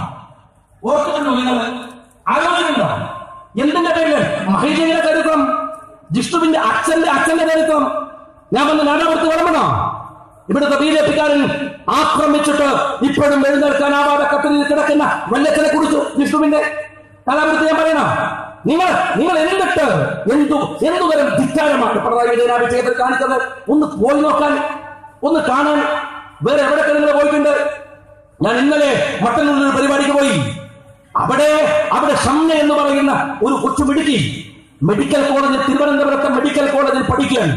ഒരു സാധാരണക്കാരനായ CPM അനുഭാവിയായ അബൂട്ടിയുടെ മകൾ, CPM അനുഭാവിയാണ് മട്ടന്നൂരിൽ, അബൂട്ടിയുടെ മകൾ നാദാപുരത്ത് പഠിക്കുകയാണ്. അങ്ങ് തൃശ്ശൂരിൽ പഠിക്കുകയാണ്. പഠിച്ചുകൊണ്ടിരിക്കുമ്പോൾ ഒരു ചെറിയ പണി, പഠിക്കുന്ന ആശുപത്രിയിൽ MBBS 2ാം വർഷം പഠിക്കുന്ന കുട്ടി അവിടെ ചികിത്സ തേടി 1-2 മണിക്കൂറുകൾ കൂടി കുട്ടി മരിച്ചുപോയി. ഏറ്റവും മോശമായ ട്രീറ്റ്മെന്റ്, മരുന്ന് കുത്തി മാറി കുത്തിവെച്ചു. അത് പരിശോധിക്കണമെന്ന് പറഞ്ഞു.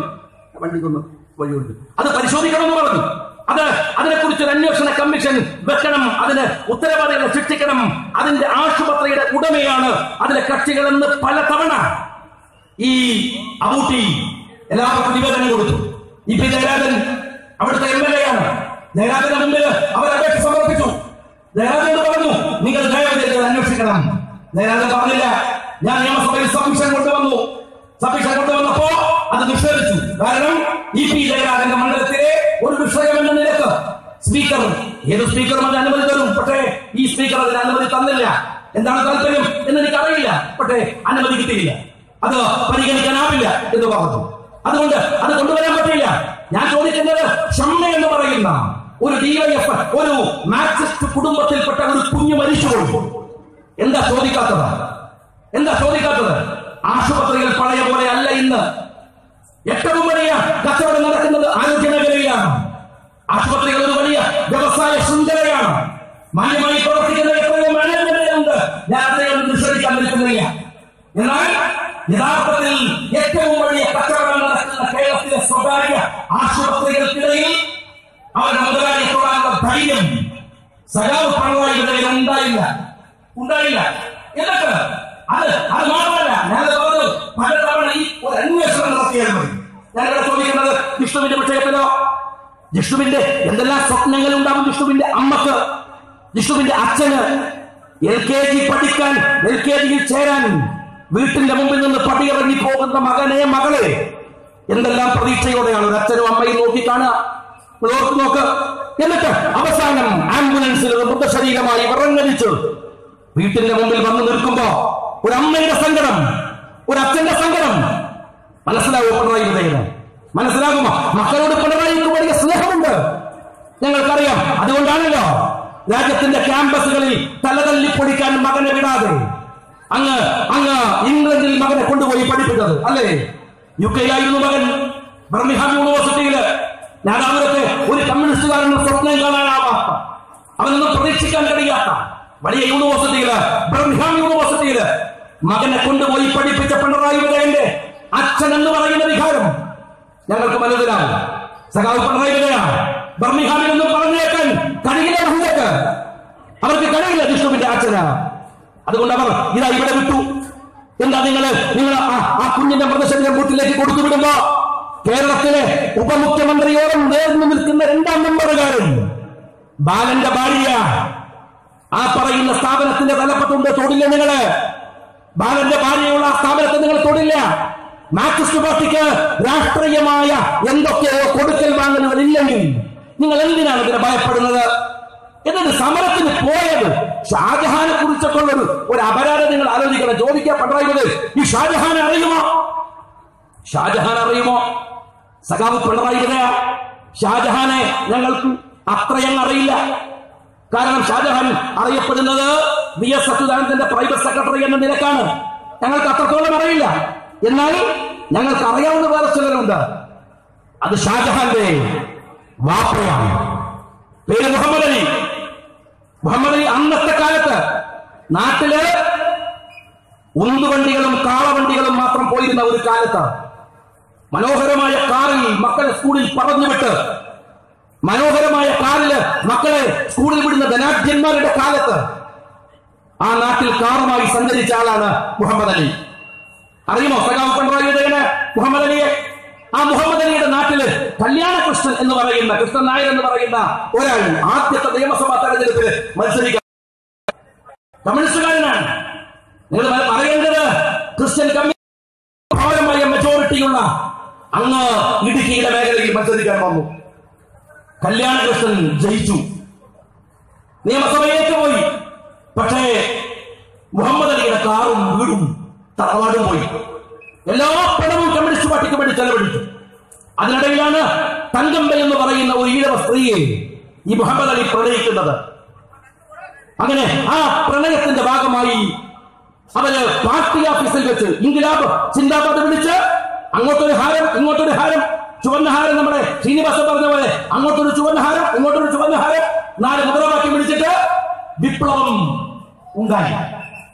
ആ വിപ്ലവമാണ് മുഹമ്മദ് അലിയും തങ്കമ്പയും തമ്മിലുള്ള വിപ്ലവം. ആ വിപ്ലവത്തിലാണ് ഷാജഹാൻ എന്ന് പറയുന്ന വിപ്ലവം ഉണ്ടായത്. മനസ്സിലായി നിങ്ങൾക്ക്? അവരുടെ മകൻ, അതാണ് ഷാജഹാന്റെ ബാപ്പ മുഹമ്മദ് അലി എന്നും ഷാജഹാന്റെ അമ്മ തങ്കമ്മ എന്നും പറയുന്നത്.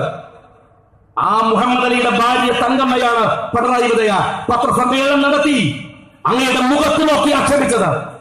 എന്നിട്ട് ചോദിക്കാണ് ഷാജഹാൻ അറിയുമോ?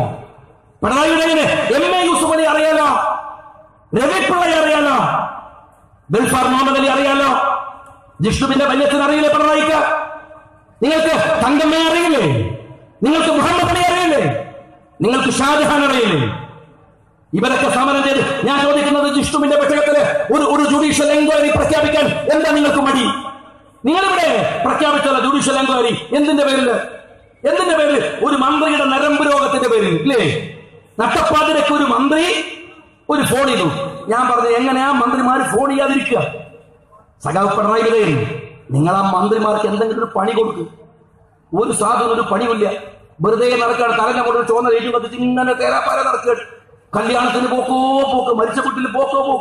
മരിച്ച വീട്ടിലൊക്കെ പന്തല് കെട്ടാൻ വരെ ഇപ്പം മന്ത്രിമാരാണ്. നിങ്ങൾ ചോദിക്കാണ്, കണ്ണൂക്ക് കാണല്ലേ? ദ്വാരക്കനൊക്കെ ഉഷാറാക്കണ്ടേ? എന്നിട്ട് ദ്വാരക്കനും കണ്ണൂക്കൊക്കെ കഴിഞ്ഞ മന്ത്രിമാരൊക്കെ പറയുന്ന പോണത് സകല തട്ടുകളിൽ നിറഞ്ഞ് വേറെ വല്ല പണി ഫയലപ്പെടാൻ വേണ്ടേ? ബോറടിച്ചിട്ട് മന്ത്രി രാത്രി ഫോൺ ചെയ്താണ്. ഇവർക്ക് എന്തെങ്കിലും പണി കൊടുത്തില്ലെങ്കിൽ ഇതിനേക്കാൾ വേണ്ടി ഫോൺ വരും പിണറായി വിജയൻ.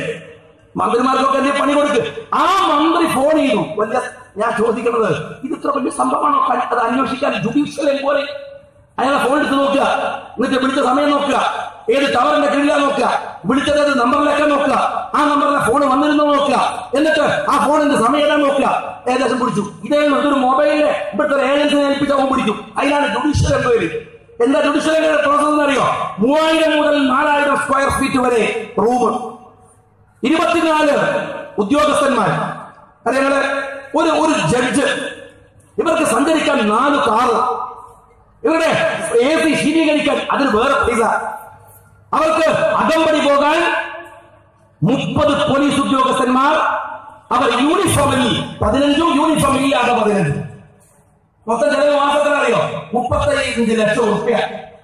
ഒരു ചങ്ങായി മന്ത്രിക്ക് നരമ്പ് രോഗം വന്ന് ഫോൺ ചെയ്യാൻ പോയത് 35 ലക്ഷം റുപ്യ മാസം. പിണറായി വിജയനാണ് ജിഷ്ണുവിന്റെ കേസിൽ ഒരു അന്വേഷണം നടത്താൻ ഒരു വേണ്ട വിധത്തിൽ അത് ഞാളെ പിടിക്കാതിരിക്കുന്നത്. എന്ത് ന്യായം അതിനകത്തുള്ളത്? എന്തു തരത്തിലുള്ള ന്യായമാണ് നിങ്ങൾക്ക് ഈ വിഷയത്തിൽ പറയാൻ കഴിയുക? നിങ്ങൾ മനസ്സിലാക്കി നോക്ക്. എന്നിട്ട് പറയാണ് ഞങ്ങൾ, അല്ലെങ്കിൽ ഏറ്റവും ലേറ്റസ്റ്റ് ഒരു കാര്യം ഞങ്ങൾ ആലോചിച്ച് നോക്ക്. ഏറ്റവും അടുത്ത് സംഭവിച്ച കാര്യം എന്താണ്? ഇടുക്കിയിൽ ഇവിടെ രമേശ് ചെന്നിത്തല പറഞ്ഞല്ലോ. എന്താ ഇടുക്കിയിലെ സംഭവം? ഇടുക്കിയിലെ സംഭവം ഇന്നലത്തെ കുരിശുപണി മാത്രമല്ല, അതിനപ്പുറം സംഭവമുണ്ട്. ഇനി കുരിശ് പിടിച്ച വിഷയത്തിൽ ബഹുമാനനായ പ്രതിപക്ഷ നേതാവ് പറഞ്ഞു കമന്റ്. ഞാനൊരു കാര്യം ചോദിക്കുന്നത്, സർക്കാരിന്റെ ഭൂമിയിൽ കുരിശല്ല, പള്ളിയല്ല, അമ്പലമല്ല, എന്തു തന്നെ വെച്ചാലും അത് അന്യായമാണ്. ഞാനൊരു മതവിശ്വാസിയാണ്. ഒരു വിശ്വാസി എന്ന നിലക്ക് അസംയുക്തമായ ഭാഷയിൽ എനിക്ക് പറയാൻ സാധിക്കും. ഏതെങ്കിലും ഒരു സർക്കാരിന്റെ പൊതുഭൂമിയിലാണ് ഒരു പള്ളി വെച്ചതെങ്കിൽ അത് ഹലാൽ എന്ന് മാത്രമല്ല, അത് പൊളിച്ചു മാറ്റണമെന്ന് ഉറക്കെ പറയാൻ നിയമസഭയിൽ ഞങ്ങളുണ്ടാകും. ഒരു സംശയക്കാരുതരില്ല, പാടില്ല. നിങ്ങൾ ഇവിടെ കുരിശ് കൊണ്ടുപോയി വെക്കേണ്ടത്, 200 ഏക്കർ വെട്ടിപ്പിടിക്കേണ്ടത് എന്ത് ആത്മീയതയുടെ പേര് പറഞ്ഞാലും മതത്തിന്റെ പേരിലാണോ? ഇവിടുത്തെ ക്രിസ്ത്യൻ സമൂഹം അംഗീകരിക്കുന്നുണ്ടോ? അത് ഇവിടുത്തെ ഹൈന്ദവ സമൂഹം അംഗീകരിക്കുമോ സർക്കാർ ഭൂമി വെട്ടിപ്പിടിച്ച് അമ്പലം ഉണ്ടാക്കാൻ? ഇവിടുത്തെ മുസ്ലിം സമുദായം അംഗീകരിക്കുമോ ഇവിടുത്തെ സർക്കാർ ഭൂമി വെട്ടിപ്പിടിച്ച് പള്ളി ഉണ്ടാക്കാൻ? അങ്ങനെയാണോ? ഇതാണോ മര്യാദ? ഇതാണോ? എന്നിട്ടൊരു കമ്മ്യൂണിസ്റ്റ് മുഖ്യമന്ത്രി ഉളുപ്പില്ലാതെ പറയാണ്, ഞാൻ അറിഞ്ഞില്ല, ഞാൻ പോയില്ല, ഇത് കുരിശുദ്ധമാണോ? ഞാൻ ചോദിക്കട്ടെ മിസ്റ്റർ പിണറായി വിജയൻ, കുരിശുദ്ധമാണോ എന്ന് നിങ്ങൾ ചോദിച്ചല്ലേ? നിങ്ങളുടെ കമ്മ്യൂണിസ്റ്റ് മന്ത്രിയല്ലേ? ഇയാളൊക്കെ ആരാണ് ഈ ഇരട്ടച്ചങ്ക് വിളിച്ചത്? കാച്ചങ്ക് പോലും ഇല്ലാത്ത ഒരുത്തനെ ഇരട്ടച്ചങ്ക് പോയിട്ട് കാച്ചങ്ക് കമ്മ്യൂണിസ്റ്റുകാരനായിട്ട് ഉണ്ടെങ്കിൽ പറയേണ്ടത് ആ കുരിശ് പൊളിച്ചു മാറ്റണമെന്നാണ്. ഞാനതിന്റെ വിശ്വാസപരമായ മാർഗങ്ങളിലേക്ക് കടക്കണില്ല. ഞാൻ ഉറപ്പിച്ചു പറയുന്നു, ഞാനൊരു മുസ്ലിം ഇസ്ലാമിന്റെ വിശ്വാസിയാണ്. ഒരു പള്ളി അതെങ്ങാനും ഒരു സർക്കാർ ഭൂമിയിൽ വെച്ചാൽ അത് ഹലാലല്ല. അത് ഇന്ത്യ മഹാരാജ്യത്തിലെ മുഴുവൻ ജനങ്ങളുടെയും സ്വത്താണ്, അവന്റെ സ്വത്താണ്. അങ്ങനെ ഒരു സംഭവം ഇവിടുത്തെ ക്രിസ്ത്യൻ സമുദായം അംഗീകരിച്ചില്ലല്ലോ. അവർ പറഞ്ഞത് നിങ്ങൾ അങ്ങനെ ആക്രമിച്ച ഒരു കുരിശ് ആക്രമിക്കേണ്ടിയിരുന്നില്ല. ശരിയാണ്. പക്ഷേ അവിടെ പിടിച്ചെടുത്ത ഭൂമിയുടെ വിഷയത്തില് എന്നാൽ അവരാരും പറഞ്ഞില്ല ശരിയാണെന്ന്. അവരാരും പറഞ്ഞില്ല. ഞാൻ നിങ്ങളോട് ചോദിക്കുന്നത്, ഇതല്ലല്ലോ വിഷയം. കുരിശുന്നതല്ലേ വന്നത്? അതിനു മുമ്പ് വേറൊരു സംഭവം ഉണ്ടല്ലോ. നിങ്ങളുടെ MLA സർക്കാരിന്റെ ഭൂമിയല്ലേ വീട് വെച്ച് പാർക്കുന്നത്? നിങ്ങൾ MLA പാർക്കലോട് ഞാൻ പറഞ്ഞു, നിയമസഭയിലൊക്കെ വന്നിട്ട് ബടായിയാണ് നിങ്ങൾ MLA. എന്താ ആദർശം പറച്ചില് സർക്കാർ ഭൂമിയിൽ? ഇവരൊക്കെ സ്വന്തം സർക്കാരിന്റെ ഭൂമിയിൽ വീടും വെച്ചിട്ട് പെണ്ണുങ്ങളെ കെട്ടിപ്പിടിച്ചുറങ്ങാൻ ഉളുപ്പില്ല കമ്മ്യൂണിസ്റ്റുകാരാ നിങ്ങളുടെ MLA-മാർക്കൊന്നും. ഉളുപ്പ് തന്നെ സാധനല്ലേ? നിങ്ങൾക്ക് വീടില്ലെങ്കിൽ ഞങ്ങളോട് പറയും, ബൈക്കു റഹ്മാന്റെ പേരിൽ ഒരു 10 MLA-മാർക്കുള്ള വീട് ഞങ്ങൾ വെച്ചുതരാം. അതിന് മടിയില്ല, ഒരു മടിയില്ല. സർക്കാരിന്റെ ഭൂമിയിൽ വീട് വെച്ച് കടന്നുപോകുക, സർക്കാരിന്റെ ഭൂമിയിൽ പാർട്ടി ഓഫീസ് ഉണ്ടാക്കുക. അതിന് പാർട്ടി ഓഫീസ് ഉണ്ടാകുക മറ്റുള്ള കാര്യം എന്താ വെക്കുന്നത്? 56 മുഖത്ത് വേണോ, ഊരക്ക് വേണോ, കാലിന് വേണോ? ഇതാലോചിക്കുക. സർക്കാരിന്റെ ഭൂമിയിലാണ് വീട് വെക്കല്, ആഫീസ് കെട്ടല്. എന്നിട്ട് അവിടെ ആഫീസും കെട്ടിയിട്ട് അവിടെ താമസിക്കുക. എന്നിട്ട് പറയാണ് അവിടെ ഒരു MLA ഉണ്ട്, എന്താണ് അവിടെ ഒരു IAS ഓഫീസർ ഉണ്ട്. എന്തൊക്കെ പറഞ്ഞാലും അയാൾ നിങ്ങൾ ബഹുമാനിക്കട്ടെ. ആ മനുഷ്യനെ ശ്രീറാം വെങ്കിട്ടരാമനെ 10-27-9 വയസ്സുള്ളൂ. നിങ്ങളെ മന്ത്രിമാരെ മാതിരി നട്ടപ്പാതിരിക്കുന്നിട്ട് മറ്റുള്ള ഫോൺ നമ്പർ കണക്കലല്ല ഈ ചെറുപ്പക്കാരന്റെ പണി. അറിയോ പറഞ്ഞ അവൻ രാത്രിയിൽ നിന്ന് ഫയൽ പഠിക്കുകയാണ്. സർക്കാരിന്റെ ഭൂമി എവിടെയെന്ന് കണ്ടുപിടിക്കുകയാണ്. കല്യാണം കഴിച്ചിട്ടില്ല വെങ്കിട്ടരാമൻ. 27-28 വയസ്സുള്ള ഒരു ചെറുപ്പക്കാരൻ അവന്റെ സേവനം രാഷ്ട്രത്തിന് വേണ്ടി സമർപ്പിക്കാൻ നോക്കുമ്പോ രാജ്യത്തെ ഒരു മുഖ്യമന്ത്രി എന്നിട്ട് കള്ളന്മാർക്ക് കഞ്ഞി വെച്ച് കൊടുക്കുകയാണ് കേരളത്തില്. ഇതിനേക്കാൾ വലിയ അസംബന്ധമുണ്ടോ? നിങ്ങളത് ചെയ്യുന്നു. എന്നിട്ട് അതിനെ ന്യായീകരിക്കുന്ന ഒരു മന്ത്രി, അതിന് MLA എന്താ പറഞ്ഞു? രസകരമായ കാര്യം, നമ്മുടെ മണിയുണ്ടല്ലോ, മണിയാശൻ പറഞ്ഞെന്താ വെച്ചാൽ ഒരു വിവരമില്ല ആർക്ക് IAS വെങ്കിട്ടരാമൻ. ഇയാൾക്ക് പമ്പിച്ച വിവരം. എന്തൊരു വിവരം എന്ന് വെച്ചാൽ അയാളെ വർത്താനം 5 മിനിറ്റ് കേട്ടാൽ മനസ്സിലാവും. കഥകളിയാണോ, ഓട്ടംന്നുള്ളതാണോ, സർക്കസ് ആണോ എന്നതറിയില്ല. അങ്ങനെ ഒരു സാധനം നിയമസഭയിൽ. അവിടെ ഞാൻ ചോദിക്കുന്നത് കമ്മ്യൂണിസ്റ്റ് പാർട്ടിയുടെ സുഹൃത്തുക്കളോട്, ഇയാൾ വെറും IAS ഓഫീസർ, തിരുവനന്തപുരത്തെ മെഡിക്കൽ കോളേജിൽ നിന്ന് MBBS ഉയർന്ന മാർക്കിൽ പാസ്സായ ഡോക്ടറാണ് കമ്മ്യൂണിസ്റ്റുകാരാണ്. മനസ്സിലാക്കണമെങ്കിൽ ഏതെങ്കിലും ഒരു ഗ്രാമത്തിൽ ഒരു സ്കൂൾ വെച്ച് കൊടുത്തിട്ട് അനുയായികളെ പഠിപ്പിക്കണ്ടേ?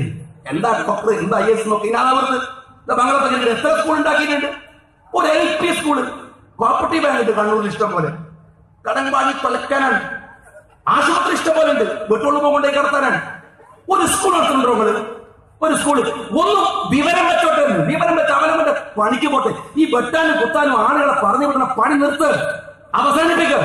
എന്നിട്ട് അതിനെ പ്രോത്സാഹിപ്പിക്കുക. രാജ്യത്ത് ഇത്ര വലിയ ഒരു മോശത്തരം ചെയ്തിട്ട് അതിനെ പ്രോത്സാഹിപ്പിക്കുക, അതിനെ ആക്ഷേപിക്കുക, അതിനെ കളിയാക്കാൻ വരിക.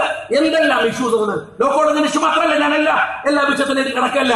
ഞാൻ ഒരു ഒറ്റ കാര്യം ചോദിക്കുള്ളൂ. നിങ്ങൾ ഇവിടെ ചെയ്തു വെച്ചു എന്ന് പറയുന്ന കമ്മ്യൂണിസ്റ്റ് പാർട്ടിയുടെ തന്നെ വലിയ സേവനങ്ങളായിട്ട് നിങ്ങൾ പറഞ്ഞുകൊണ്ടിരിക്കുന്ന ഏതെങ്കിലും ഒരു കാര്യം നിങ്ങൾക്ക് ന്യായീകരിക്കാൻ കഴിയുന്ന വിഷയമാണോ? എന്തെങ്കിലും ഈ ഗവൺമെന്റിന്റെ കാലത്ത് കൊണ്ടുവന്ന എന്തെങ്കിലും ഒരു സംഭവവും നിങ്ങൾക്ക് ന്യായീകരിക്കാൻ കഴിയുന്നതല്ല എന്ന് മാത്രമല്ല. ഇപ്പോ രമേശ് ചെന്നിത്തല പറഞ്ഞവിടെ പീഡനം നടക്കുകയാണ്. ഡിവൈഎഫ്ഐയുടെ പ്രകടനം വരുമ്പോ വല്യമ്മ പറഞ്ഞു അത്രേ, മോളോട് 10 വയസ്സുള്ളൂ, ഉള്ളൊക്കെ കയറി പോയിക്കോടി, ഇല്ല കുഴപ്പമാണ്. ഓള് പറഞ്ഞു നിങ്ങളൊന്നും കയറിക്കാളി, പ്രായത്തിന്റെ വ്യത്യാസമൊന്നും ഇല്ല, പ്രായത്തിന്റെ വ്യത്യാസമല്ല, ഭരിക്കുന്നത് ഇയാളാണ്. ഈയിടെ ഇത്ര പീഡനാണ് കമ്മ്യൂണിസ്റ്റുകാർ. ഇത് നിയമസഭയിൽ പറയാൻ ഗംഭീരമായൊരു സൊല്യൂഷൻ ഉണ്ട്. ഇനി സ്ത്രീ പീഡനം നടത്തുന്നവരുടെ രജിസ്റ്റർ തയ്യാറാക്കാൻ പോകുന്നു. അങ്ങനെ സംഭവം സ്ത്രീ പീഡനം നടത്തുന്ന ബുക്കുണ്ടാക്കും. ഒരു ലൈബ്രറി തുടങ്ങിക്കൂടെ? 5 കൊല്ലാകുമ്പോഴത്തേക്ക് ബുക്കിലൊന്നും നിൽക്കൂല, ലൈബ്രറി തുടങ്ങിക്കോ. ഞാൻ എന്റെ പ്രിയപ്പെട്ട കമ്മ്യൂണിസ്റ്റ് പാർട്ടിയുടെ സുഹൃത്തുക്കളോട് പറയുന്നത്, നിങ്ങൾ യഥാർത്ഥത്തില് ആരുടെ അച്ചാരം പറ്റിയിട്ടാണ് സഖാവ് പിണറായി കേരളത്തിൽ പ്രവർത്തിക്കുന്നതെന്ന് പരിശോധിക്കുക. നിങ്ങൾ അവരെ ബടായാണല്ലോ അവിടെ BJP ശരിയാക്കാൻ, ഫാക്ടറി തുറക്കാൻ. എടാ ബഹ്റൈനെ മാറ്റാൻ പറഞ്ഞു. കേരളത്തിലെ DGP ഉണ്ടല്ലോ, കേരളത്തിലെ പോലീസിന്റെ തലപ്പത്തിൽ നിൽക്കുന്ന ബഹ്റ ഒന്ന് തൊടുക. നിങ്ങള് ബഹ്റയെ ഒരു രോമത്തെ തൊടാനുള്ള നട്ടലുണ്ടോ നിങ്ങളുടെ ഇരട്ടച്ചങ്കല്?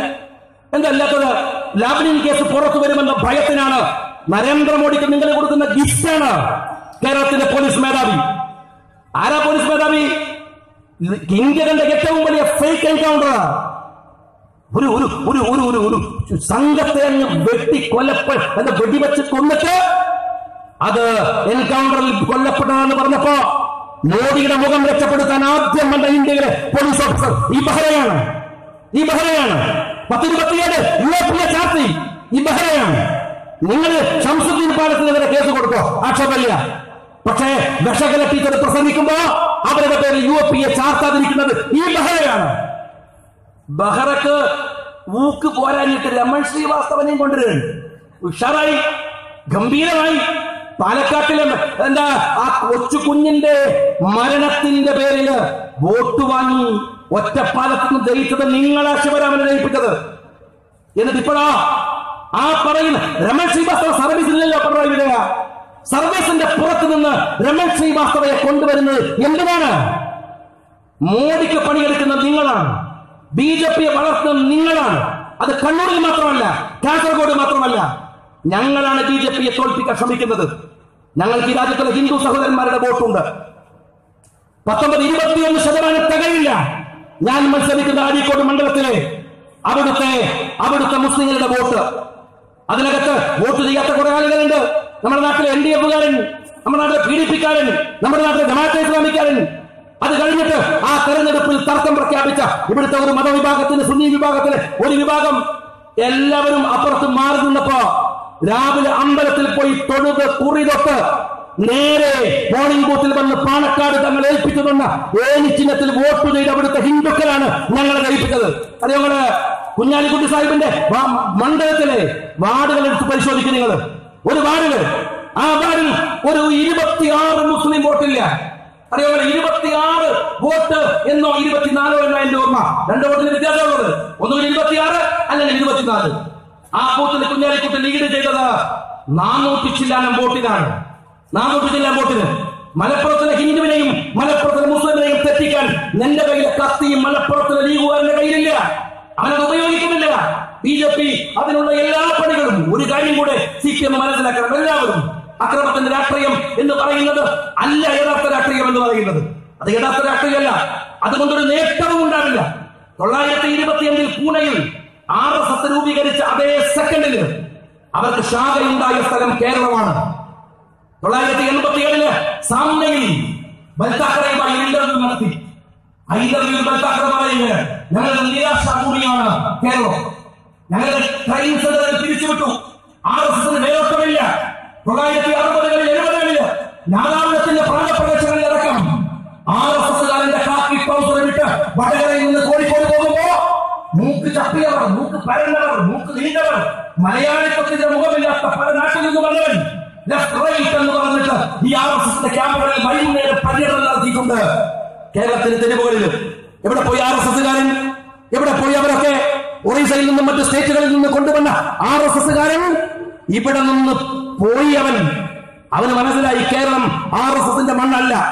എത്ര RSSകാരെ കൊന്നിട്ടാണോ അവരെ പറഞ്ഞു വിട്ടത്? എത്ര BJPക്കാരെ കൊന്നിട്ടാണ് അവരെ പറഞ്ഞു വിട്ടത്? ആയുധം കൊണ്ട് ഫാക്സിസത്തെ തോൽപ്പിക്കാമെന്ന് പിണറായി വിജയൻ വിചാരിക്കരുത്. നിങ്ങൾ യഥാർത്ഥത്തിൽ BJP വളർത്തുകയാണ്. കേരള രാഷ്ട്രീയത്തിൽ വളർത്തിക്കൊണ്ടേയിരിക്കുകയാണ്. പിണറായി വിജയന് അതിന്റെ താല്പര്യമുണ്ടാകും. സഖാക്കൾക്ക് എന്തിനാ താല്പര്യം? സഖാവ് ഹോസ്റ്റുമിന്റെ ഒരു വാചകമുണ്ട് സഖാക്കളെ, അതിങ്ങനെയാണ്. ഒരു യഥാർത്ഥ കമ്മ്യൂണിസ്റ്റുകാരൻ അവന്റെ കയ്യിൽ 2 തോക്കുകൾ സൂക്ഷിക്കണം. ഒന്ന്, തങ്ങളുടെ വർഗശത്രുവിനെ കാണുമ്പോ അവന്റെ നെഞ്ചിനെ കുതിർക്കാനാണ്.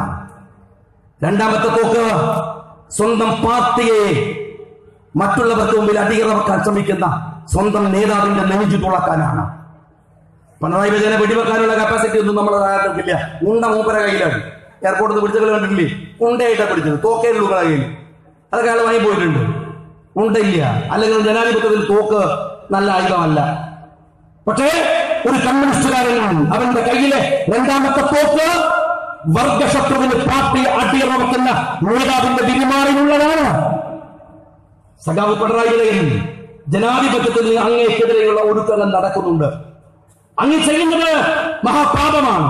മലപ്പുറത്തിന്റെ മണ്ണിൽ നിന്ന് ഞങ്ങൾ ജയിക്കുമ്പോ ആ ജയത്തിന് മതേതരത്വത്തിന്റെ മുഖമുണ്ട്, ജനാധിപത്യ പോരാട്ടത്തിന്റെ നിറമുണ്ട്. ആ ഭംഗിയുടെ ആദരവിലും ബഹുമാനത്തിലുമാണ് ഞങ്ങളുള്ളത്. അഭിവാദ്യങ്ങൾ നേരുന്നു.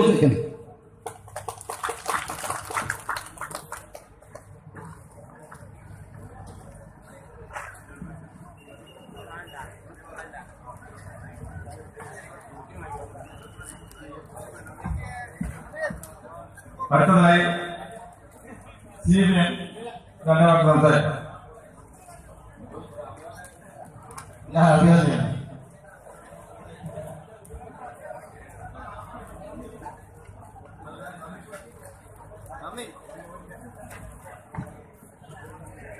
യോഗ നടപടി അവസാനിപ്പിക്കുകയാണ്. നന്ദി പ്രകാശിപ്പിക്കുന്നതിന് വേണ്ടി